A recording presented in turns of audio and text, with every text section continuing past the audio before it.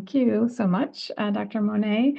Yeah, I introduced myself by saying I get to partner with nonprofit and philanthropic organizations. I think, I get so much joy and fulfillment out of working with organizations that are really want to lean into racial equity, but don't know how, right? And so what we want to do is create the opportunity for you all to actually align with the intentions that you have. We know it's hard to operationalize racial equity. We know it's also challenging to kind of know what the right infrastructure is for that. And that is what we try to do.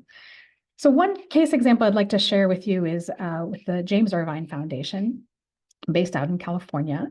And they were, made a commitment to racial equity and were committed to investing sort of in multi-year process. I think they had to still sort of re-up every year, and kind of assess, but they were sort of committed to that. And it was a process and it looked different every year. So I'll give you a sort of a high level look at kind of how they progressed over time. So the first year was really about building the commitment and making sure that was true sort of across the organization, leadership and staff. And they established a racial equity planning team, the REP team.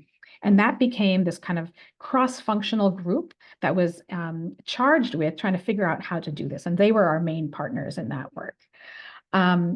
And so we were kind of doing some planning, building commitment across the org, as I said. The second year was about shared understanding and that learning and unlearning that Dr. Monet just talked about. There were training arcs that were for the leadership, as well as for staff, people managers. And it was a lot of this sort of examining ourselves, our habits, exploring our identities. How is that showing up at work? Where is their power? Those types of things.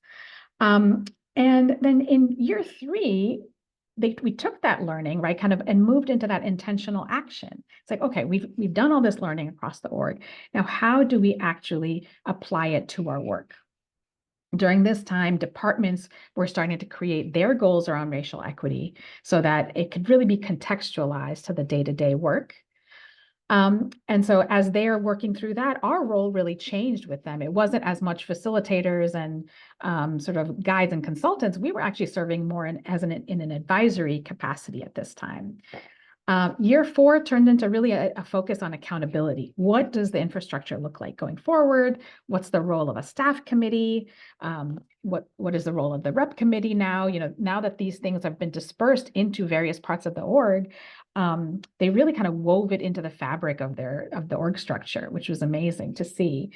And then again, our role really became advisory. And what I want to highlight there is our goal is to make sure your organization has the skills to take this work on beyond the engagement. It's not something you want to constantly have a consultant, do for you, with you, right?